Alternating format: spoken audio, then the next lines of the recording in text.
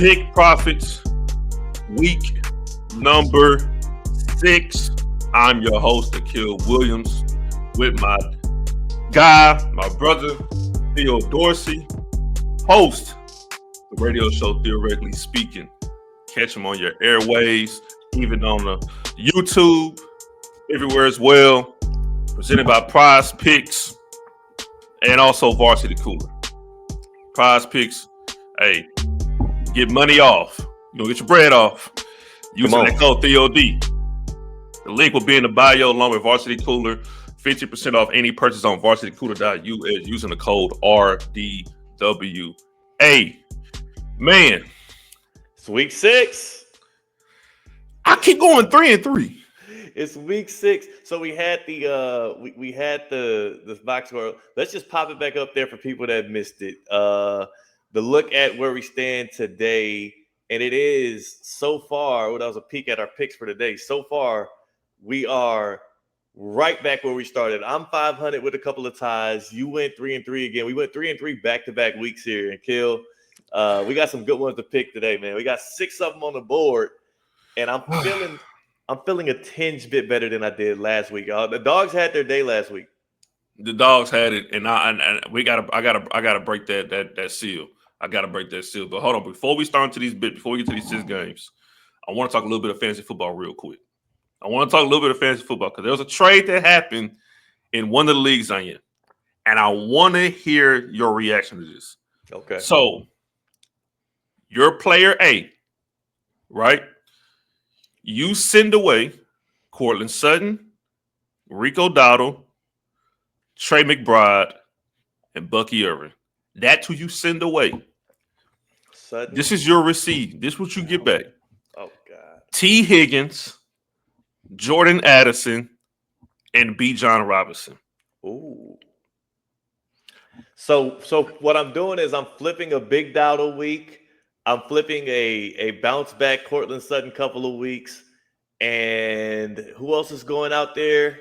Trey McBride and Bucky Irvin. Oh, that is crucial. And all I'm getting back is Bijan. That's all you're getting back is Bijan. Because Jordan Addison and T. Higgins. That's chump change on that. That is like I guess what you could be banking on there is Joe Flacco can make T. Higgins be a top 25 wide receiver.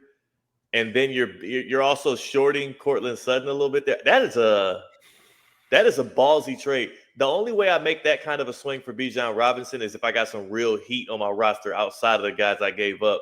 And I don't know how you can have that much heat around losing Sutton. But here's the thing. The person that gave up Bijan say, yo, I'm going to throw out a bait. Bijan's on the block. The person that had all 4 of those players took the bait.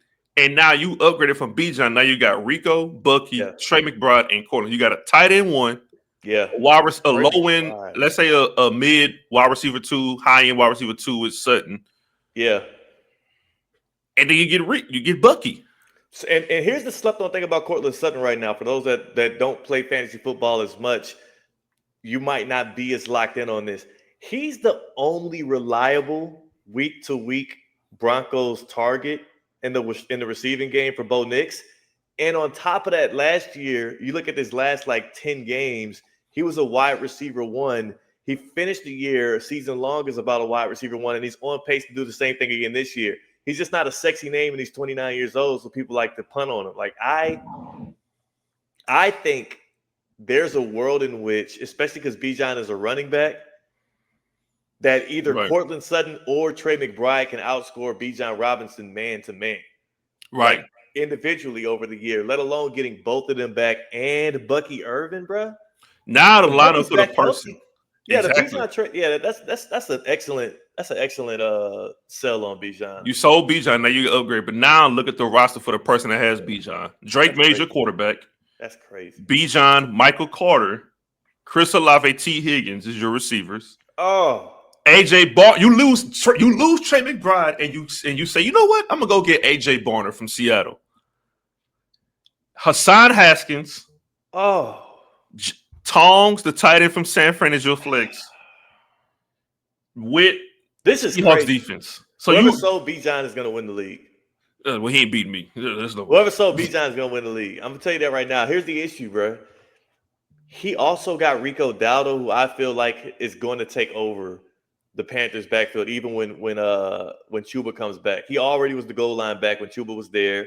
He already got a lot more of the valuable touches, and then he just went for 200. Like, how can you bench that kind of production? That's a league-winning trade for the Bijan side, and I'm sure he drafted Bijan with the 101, and now he flipped that pretty much into a gold mine.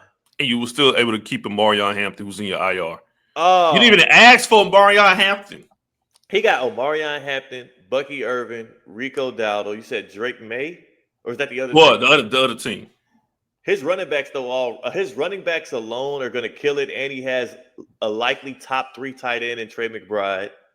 The only 2 guys I can see beating Trey McBride out season long is going to be Brock Bowers or Tyler Warren, Right. maybe Or Njoku. Jake Ferguson. Now, I don't even think Jake, because once CeeDee Lamb comes back, the Jake Ferguson noise slows down. There's Right. nothing that's going to get in the way of Trey McBride or Brock Bowers eating outside of injury. That's crazy. That's crazy. Let's get to these games because that I want to hear your thoughts on that. Yeah, I'm pissed on behalf of everybody else in that league. Right. So we got the first game of the night. We got Thursday Night Football. We got Eagles going on a road to New York. The Giants are 7.5-point dogs. The over and under is 40.5. Kickoff is at 8:15 Eastern. And as an Eagles fan, I'm gonna tell everybody right now, don't worry about the noise with AJ Brown and the meeting we heard with him and Saquon and Hurts. They're gonna cover this spread, right? Like it's and here's the thing, and I know I talked about it last week about rivalry game, right? Rams, Niners. I took the Niners as the underdog, and they ended up winning outright. This is a little bit different. The Eagles Giants isn't Niners Rams. Like this ain't a back and forth series at the moment. The Eagles is a clearly better team. They just lost they lost to Denver at home. They go on the road to New York. Now, New York can be tricky, and I understand.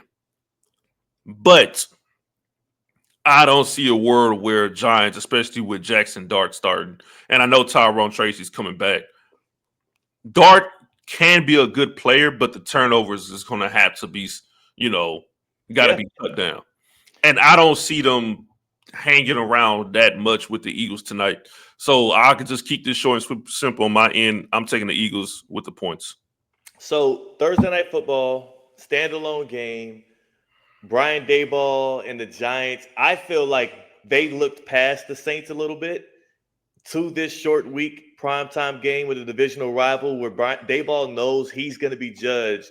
Like, if he gets not a win in this game, but if he has the Giants looking competitive on Thursday Night Football with the nation watching, with the quarterback in his third start going up against the defending Super Bowl champions, all he has to do is have the Giants be competitive, be in the fight, play to the final whistle, like one possession game, and that likely can be enough to save his job for next season. That's the reason why I'm on the side of the Giants to cover this one tonight. 7.5 points to me, I'm not afraid of that because the Eagles' offense has not been prolific this year. The Giants' pass rush and front seven in general can muck things up. Brian Burns, I think he already has 5 sacks on the year. He's him, Sexy Dexy up front, Abdul Carter as a weapon. Like, imagine what they're going to be able to do with Abdul Carter as a bit of a spy.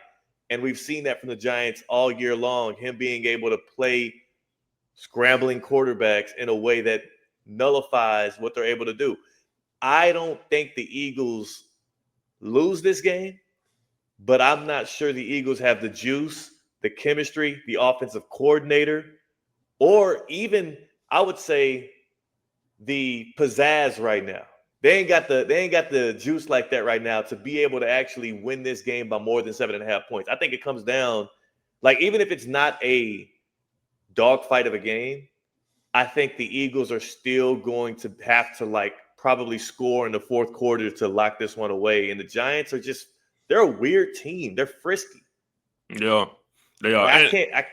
We got to be on different sides on this one. I hate to do it to you, man, but your Eagles 7.5 is a little too hefty this year. Here's the thing: if the Giants cover this game, there's real concerns in Philly.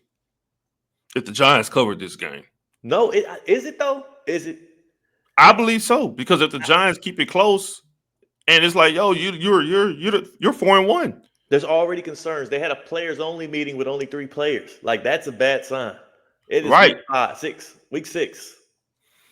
Look, would I be shocked if the Giants covered? No. Should they cover? No. They should not cover. The Eagles, you should be like, look, we just lost this game to Denver at home. We're pissed off. We're pissed off. Like, yo, Yeah. we're gonna put our foot in y'all necks, and we got to do that. By the That's same token for New York, though, right? Like for the Giants, you just beat yourself against a winless New Orleans Saints team. 2 bad Jackson Dart interceptions, a Cam Scatterbo fumble that turned into a fumble 6. Like I knew the Saints would win that game because I knew the Giants would be riding too high based off of that Chargers win. But I don't want the Saints loss to blind us from what they were able to do against the Chargers the previous week. Despite again, the LA looked bad against Washington.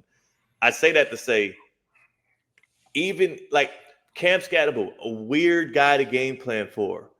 Like he's faster than he looks. He's harder to tackle than you would imagine until you get out there on the field and actually try and do it. Jackson Dart and that little weak ass read option that Brian Daboll got them boys doing. yeah. Like it's an extremely strange team to prepare for on short notice, especially when half of your short week is being ate up in therapy sessions. I can't. If this was a Sunday game, or if this was maybe even at least in Philadelphia, I would say, all right, you know what I'm saying? They got to go back home to their wives. They sorted some things out. They feeling better. No. Short week on the road, prime time spot. All the pressure on Philly to blow them out or to win the game. To me, it sets up perfectly for the Giants to cover. And I'd stay away from the Giants like money line, but 7.5 points. I'll take the divisional home dog in this one to the Giants. So let's talk about the 40.5. Is the 40.5 too low? Is that about just right? Because I could see this game going over 40.5 for sure.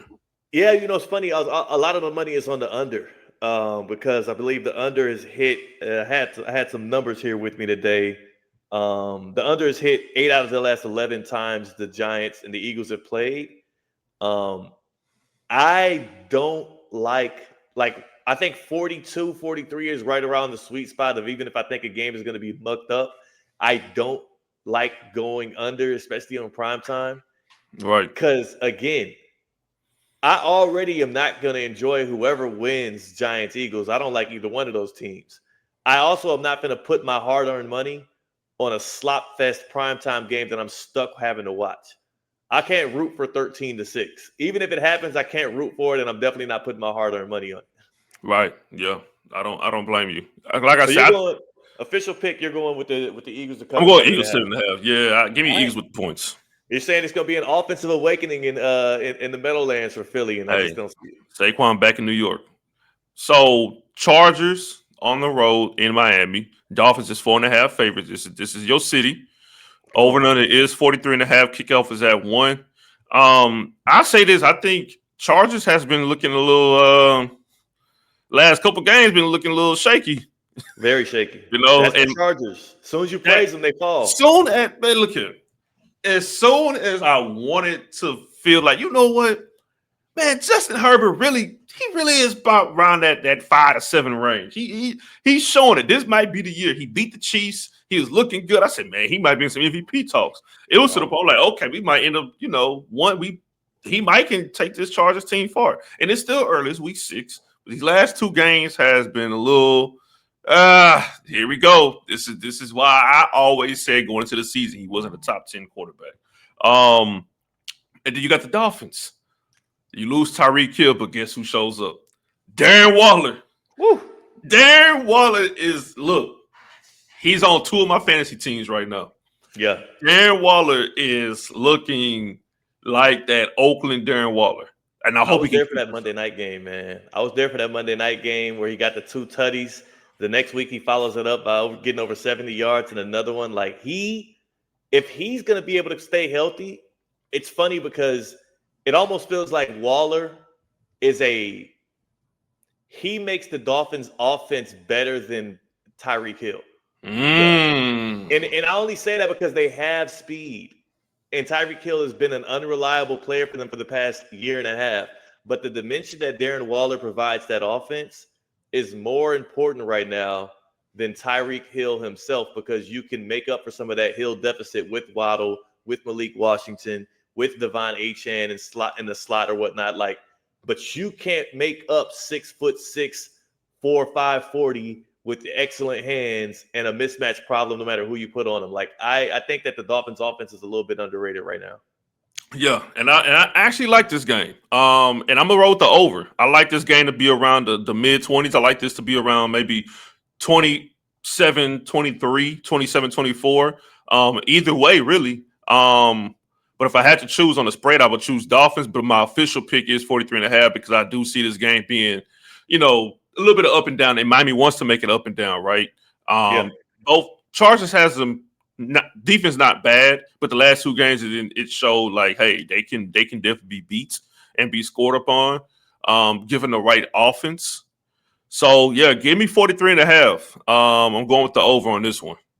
No Omarion Hampton for the Chargers, so they might rely on Justin Herbert's arm a little bit more. This is the Tua versus Herbert Bowl. That was the same draft class. The Dolphins catch heat for not drafting Herbert.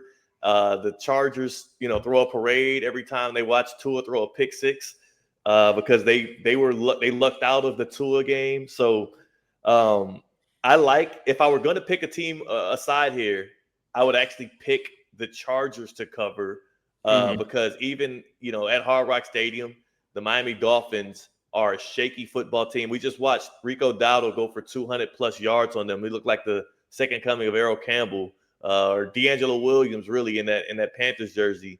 Yeah, if Omarion Hampton's playing, I'm just gonna blindly take the Chargers to cover, and he would probably dog the Dolphins defense out because that run defense is ugly. With no Omarion Hampton, I think the Chargers pass the ball more. We know the Dolphins are gonna fling the ball around the yard. I'm right with you, man. I take the over at 43.5. A Darren Waller touchdown feels almost inevitable in this game. Because the Chargers can be had by the tight end position historically. So yeah, I'm all over the over in this game. And if you have like a Waddle or I'm trying to think of more of an ancillary, I would start all three wide receivers for the Chargers in fantasy football between Ladd McConkey, Keenan Allen, and Quentin Johnston in this game. Yeah, I think it's gonna be a high scoring game. I'm surprised that number is that low. Yeah, I don't. When I saw that was the first thing I saw. I said, "Oh, okay, 43.5. Wow, with these two offense." I said, "Okay," and so yeah, feel like it feel like a catch. Put up. Right, exactly. Now, I hope Darren Waller's on your prize picks later on. I didn't. It's too obvious, man. I ain't improved. I would have included him if it feels too obvious. People know that Darren Waller played already more than 0.5 touchdowns. That's likely going to cash for you. And we'll be giving out those prize picks plays in a little bit. Remember to use promo code THEOD on prize picks. You get that $50 for free. Yeah. And the next game right here, now this is gonna be fun. Seahawks and Jags. Jags is plus 1.5. The over and under, the graphic we had a production error. We had a guy that messed it up. The over and under. Intern Zeke. Intern Zeke messed it up. Hey, Zeke, come on now. Come on. Over and under is 46.5. The kickoff was at 1. Man, look. If it wasn't for that Chiefs and Jags Monday night game, I personally wouldn't have put this in the 6. But the way they won against the Chiefs and the way Seattle won against Tampa, those were the two best games. Seattle, yeah. Right, Tampa beat Seattle, my bad. So those was probably the two best games Sunday. Now you have this in Jacksonville. It's gonna be a good one. This can be Jacksonville's catching momentum. They 4-1, a great win against the Chiefs. Superhero play by Trevor Lawrence, where Chris Jones, we see in the clip where he just looked at him. He let it ride. So he the main one be crying on the sideline complaining. But hey, we look at the film, you wasn't even trying. I'm gonna roll with the over on this one again. I'm going with another over. Give me over 46.5 because I do believe both teams can score. Even though I know Seattle has a good defense, along with Jacksonville as well. But I see both offenses putting up at least 24 to 27. So I can see this game personally being around 30-24, 27-24. That's how I'm looking at. I don't see this being under. I think I like both defenses too much to toy with that over. I am sticking with my Seahawks. I've been laying points with them at every turn. Every time we've done it on pick profits, and I've had a chance to lay some points with Sam Darnold, I've stood on my head and done so, and I'm gonna do this damn thing again. 1.5 on the road at Trevor Bank Stadium. I just can't. I watched that Monday Night Football game, and sure, you look at the results. The Jags win 31-28. Jaguars, the Jaguars did not have any business winning that football game. The Chiefs shot themselves in the foot multiple times in that game, and I don't think the Seattle Seahawks will do the same thing.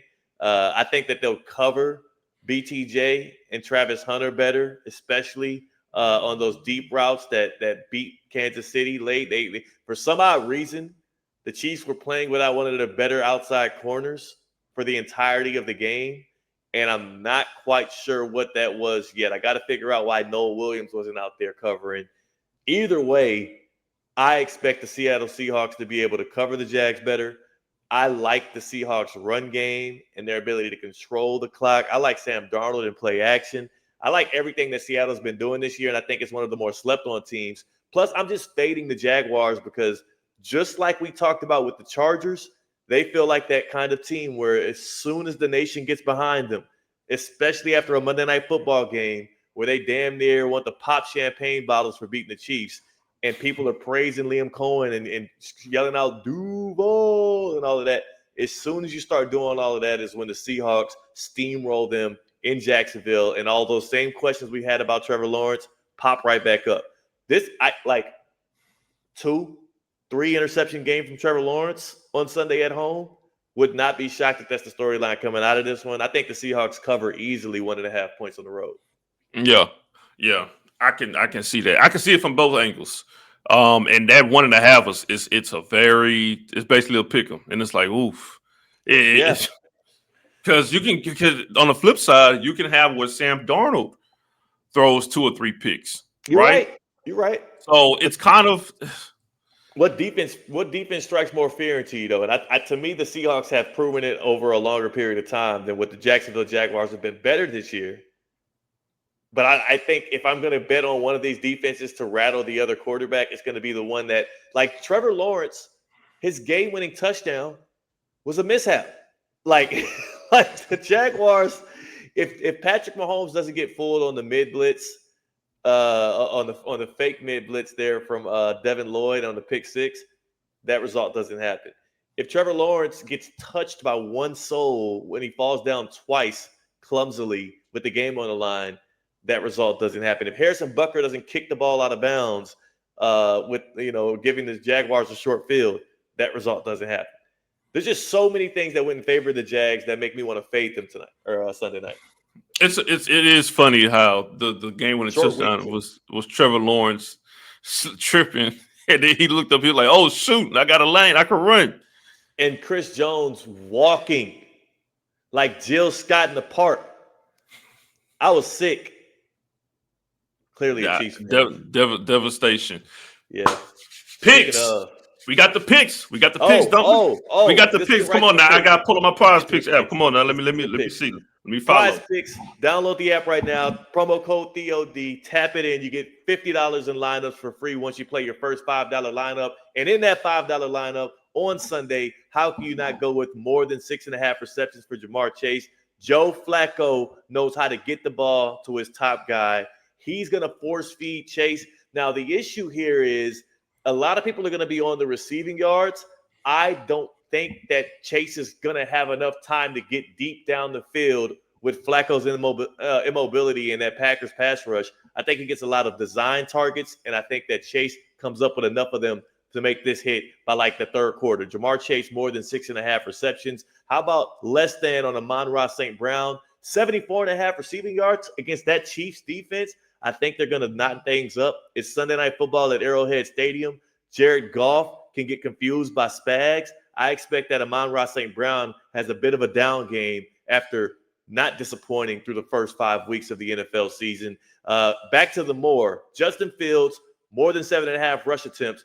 He is going to be running his tail off overseas against the Denver Broncos. What do you do when you know it's a primetime game and you don't want to look like a fool on national television, especially overseas?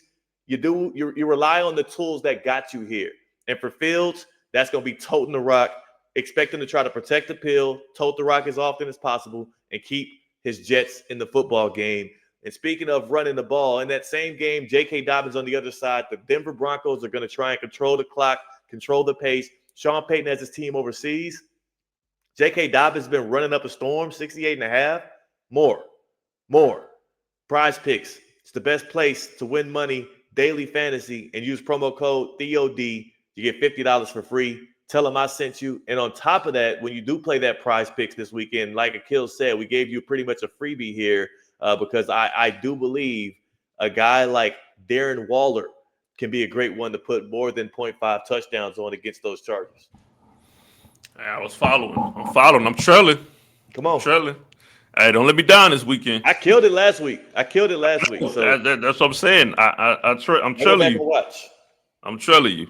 All right. Next game right here. I think it's gonna be one of the best ones, if not the best game of the weekend. Lions Chiefs. Chiefs is 2.5 favorites. The over and under is 52.5. That's one of the biggest spreads of the week. That is the biggest spread of the week.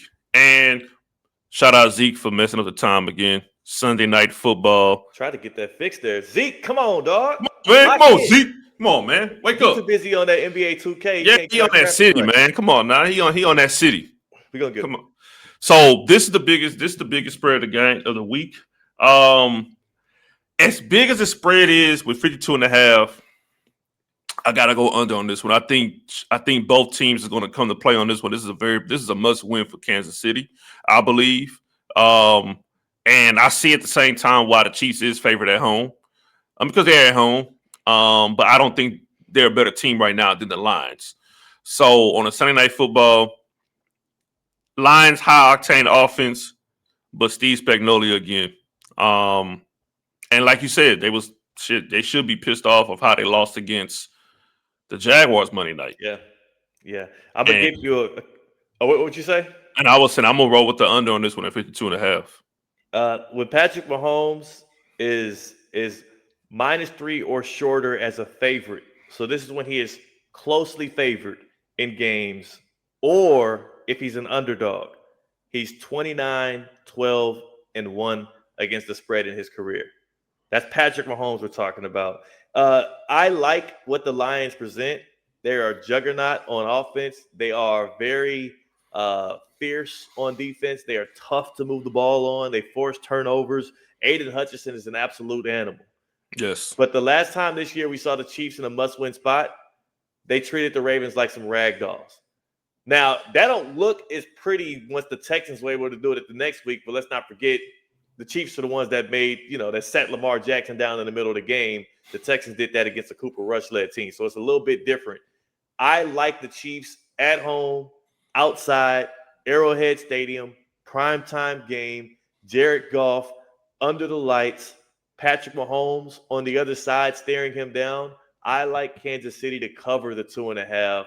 I think there's so many people that are going to be on the Lions based on what you saw Monday night from Kansas City and also based on what we saw all year long from the Lions. And I absolutely have been riding the wave with Detroit. Like, they've been winning me money all year long because that's what they do. They cover, they blow opponents out. I think a lot of that ends in prime time. And I think we're going to be singing the praises of Chiefs. Like, I think about this too, Akil. Do we really think in the year of our Lord 2025, Patrick LeVon Mahomes is going to lose back-to-back primetime games and the quarterbacks that did it are going to be Jared Goff and Trevor Lawrence? Get the hell out of here. I refuse to believe that's going down. He got to win one of them, huh? I refuse to believe that's going down. He got to win one of them. Look, do I understand, again, that the Chiefs are the favorites? Yes, I get it. But here's the thing. It's not just the Mahomes thing, right? Like, and I feel like Mahomes has to be Superman every single week. I just don't believe that they have the toolage around him right now that can win them tight like them games like that. Look at Rasheed mishaps Rice. Monday. Losing Right? Rasheed Rice Yeah. got one more week till he come back. Like this is the last week without Rasheed Rice, right? So look at your receivers. You got to depend on an older Travis Kelce, which is his last year. He don't care about football. Yeah. He trying Chiefs to get don't for the depend win, on him no more. The Chiefs right? don't depend on Travis Kelce anymore. If you watch them, if you know, like you look at the box scores, he is no longer a player you depend on. He's No, like Zach Ertz at this point. We're happy to right? have him there. Yeah, this is last year. Your receivers you depend on is Xavier Worthy, who's hurt. He's basically hurt. Hollywood Brandon Brown is inconsistent. Tyquan Thornton, young, give him some time. He's been good. Brashard Smith, I think, couldn't be a good running back for y'all. Y'all got to get in the trade deadline. I understand the Mahomes thing. I get it. He don't lose. You can't lose a golf and Lawrence back to back. But here's the difference. Right now, the Jaguars and the Lions are a better football team overall than the Chiefs. And I get it. And I understand your pain, brother. And I understand you don't want to believe that your team can't lose back-to-back prime time, but there's a real chance that it can. But just give me the under. I'm not picking a side, but if I had to pick a side, I'm taking the Lions. Plus, oh, man, Jahmyr Gibbs and David Montgomery, come on, man. That's Sonic and Shadow, man. Or Sonic and Knuckles. Jared Goff in 12 primetime starts as an underdog. He's 4-8 in his career. Not a PTP, not a primetime performer. Well, and here's the real thing, though, too. I'm not going to just throw stats at you. I really do think that what the Chiefs excel at on defense is primed to stop the areas in which the Lions are going to try and win. Jahmyr Gibbs is not going off. Look at what the Kansas City defense has done to running backs, not just this year, but in the past couple of years. Every time they play the Ravens, people are complaining about how the Ravens stopped running the ball. Well, damn it, because it don't work. Like the looks that Spags gives offensive coordinators time and time again, it either makes them stray from the run game or it stymies the run in a way in which they move off of it.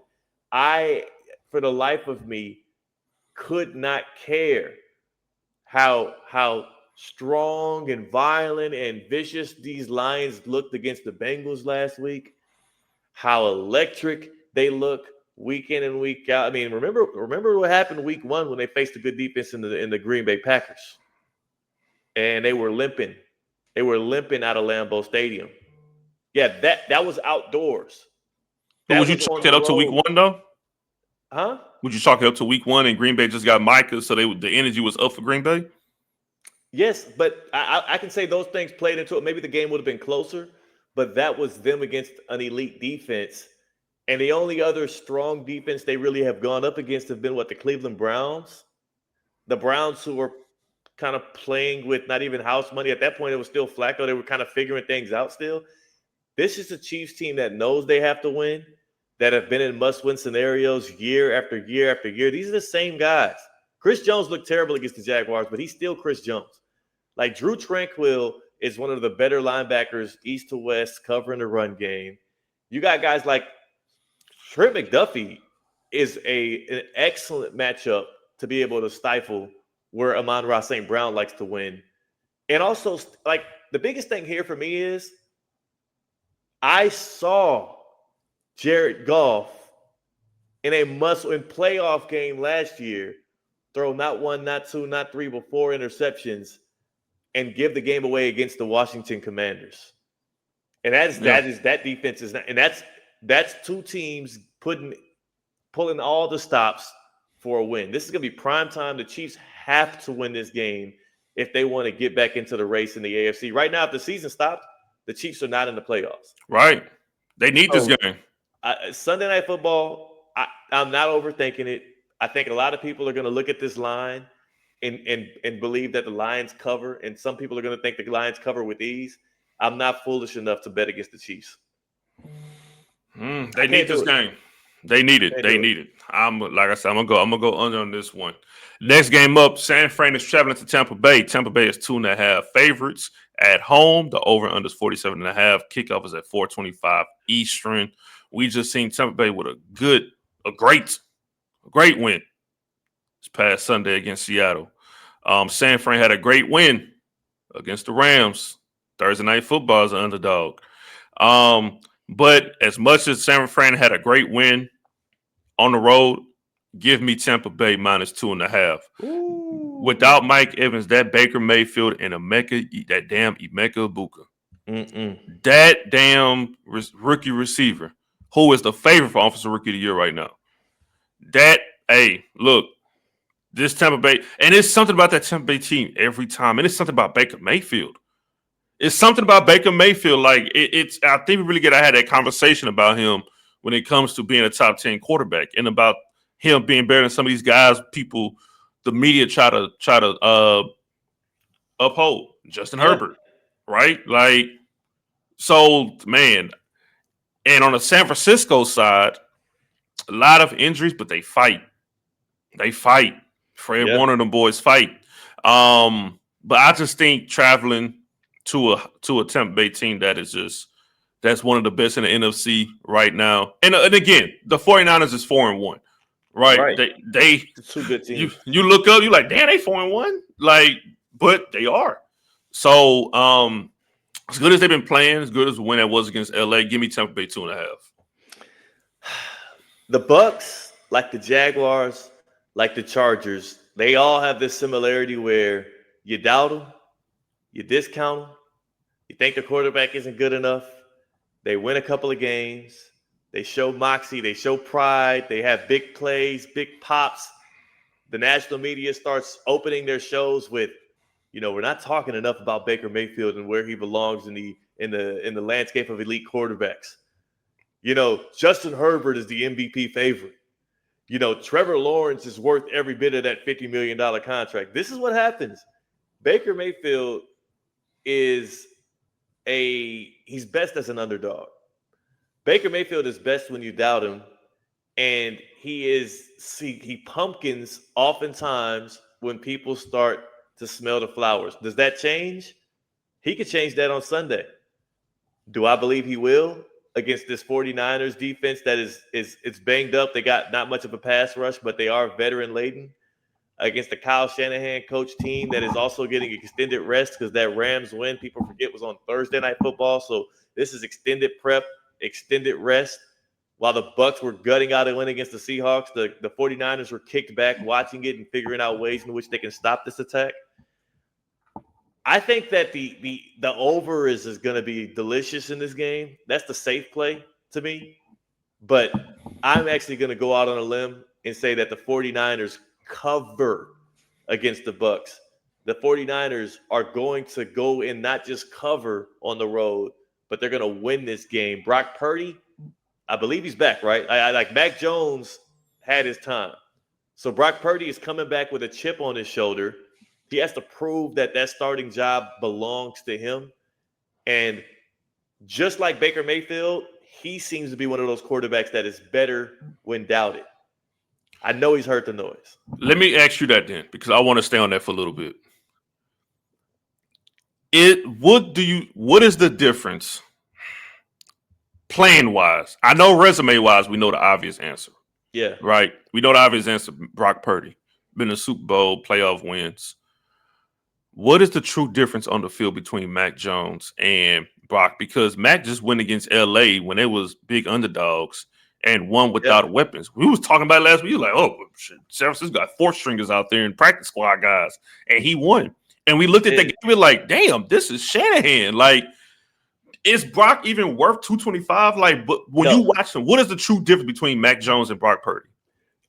Consistency, continuity. Like, Brock Purdy knows the system a bit better. He is more mobile than Mac Jones is. Not by a lot, but by enough.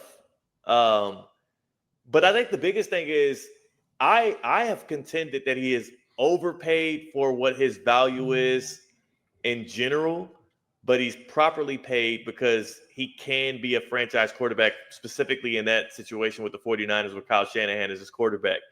So I have, theoretically speaking, ESPN West Palm, it's me and my boy C-Cat. C-Cat continues to argue as Mac Jones plays well that Brock Purdy's contract is withering away and it's now losing its value. But what I was trying to tell him is you can't treat quarterback like left tackle, or not even left tackle. That's an important position as well. You can't treat quarterback like wide receiver because you need to know what you have in big situations. So much of it is between the ears. It's easy to win a couple of games during the regular season with a guy and think, oh, replacement level, that works. But what does he look like in December in snow? What does he look like in a January game on the road with the season on the line and you're down by 10 in the second half? What does he look like when you're up by 15 points in the first half and you still need him to keep the pedal to the metal and not give possessions away by playing too conservative? What does he look like when it's 3rd and 12 and you're down by 4 and you need to move the sticks to get in striking distance? Right. And again, maybe you're at home this time, like as a coach, you can coach a guy to a couple of regular season wins in a fill-in role, but you want consistency at the quarterback position because it helps you as a play caller to know what to call in big situations. You don't learn that at practice. You learn it on Sundays or Thursdays or Mondays. So Brock Purdy's still worth the money. 49ers fans can stop panicking. He's still worth the money, but he is a replaceable quarterback, and you can't keep rotating quarterbacks out and not paying them. You have to pay a guy if you want to be able to win games consistently. Right. So back to the point, though, Brock Purdy is going to be an upgrade for Mac Jones, I believe, this weekend. Yep. And a lot of that has to do with Brock Purdy having to reprove himself, him having time to be able to sit back, pick through some of those mistakes, and then also the fact that he's very well acquainted with this Kyle Shanahan offense, man. It's a good 49ers team. It's a good 49ers team, and I think you're right on that point because you don't have to – when you have two quarterbacks like this, you know one is your franchise starter when you paid the big bag to, and you have – now you know with Mac Jones you have a good-ass backup. A good-ass backup. If Brock Purdy goes down, come on, Mac. Hey, keep the train rolling. You did it without your main weapons. So you don't have to get rid of them. And like you said, does it lose value? You're going to probably look at it like, okay, you have to pay that much, but it's still the market value. Right, it's the quarterback market, so it's not like you're not going to go and pay your franchise quarterback no more 140. The market changed, so it's you just going off the market because the market. The next wave is going to be C.J. Stroud in his class coming up, right? C.J.'s contract going to reset the market, so it's not. People look at it like, oh, we're paying this; he's worth this much. No, it's the market. It's the market. But you like the Bucks in this one, though. I like the Bucks. Give me the Bucks. I'm taking them. All right. Speaking of quarterbacks that might reset the market when they become available. Whew. We know one of them is. We got the Bears. Monday night going to DC. The Commanders is 4.5 favorites. The over and under is 49.5. Kickoff is at 8:15 Eastern. I ain't gonna lie. When I saw this line, I thought it was a little bit too close for me, especially with Washington having a great win. Bears had a bye week, so, it can probably be some rust there. Give me Commanders. Remember I told you, I said, look, give me Commanders straight up. But you're like, no, man, we don't do money lines, Ryan. I said, well, you right. Man, try the money line, me dog. We don't do money lines. Because you ain't going to turn my nickname to Moneyline Williams. I ain't going to do that. So give me Commanders 4.5 with the points. At home, Monday Night Football. Remember, this is the game last year, the DMV Miracle. Yeah. So I'm gonna roll with Washington on this one. Well, what does that tell you, though? So this is the game last year that came down to a Hail Mary that the Commanders had no business completing. On the other side, since then, the Bears have added more consistent and better weapons. They've upgraded that head coach. He's not going to make the same boneheaded decisions, and he has this offense rolling. Plus, Caleb Williams has seemed to get a little bit more mature and consistent as a passer, especially in the Ben Johnson offense. Like, if this was a week 2 game, I'll be with you on Commanders minus 4.5. But I'm taking the 4.5 points with the Bears on the road even. And I'm doing so knowing that in a Monday Night Football spot where Ben Johnson also, he needs that he needs like one of those role cementing wins as a head coach. And what better team to do it against than the Washington Commanders, who literally stole all the moxie away from the Chicago Bears last year. Like, people forget the Bears had like a winning record at that point. They were like 4-2 or something like that. And then they went on to lose like the next 8 games and everything derailed. This is getting the monkey off your back. This is exercising demons. And I like the Bears money line. Since we don't do money lines here, I like the Bears plus 4.5 on the road, baby. Yeah, I will say this. I think, and it's the thing about with Chicago, because it feels like they can be up and down. And I feel like even with the Raiders game, right? Like having a great win against Dallas, then you play Vegas, and it's like, damn, like this is kind of a letdown. I thought the train was going to keep rolling. Then you go into a bye. Maybe they fixed it in the bye, but I think coming off a bye, and I think with Washington getting a great win on the road in LA, in that game, personally, I thought Chargers would win because it's Jaden Daniels coming back from an injury. Now it's like, shoot, give me Washington. I think they look good. I think Krosky Merritt is their guy at running back, and I hate that I dropped him in one of my fantasy leagues.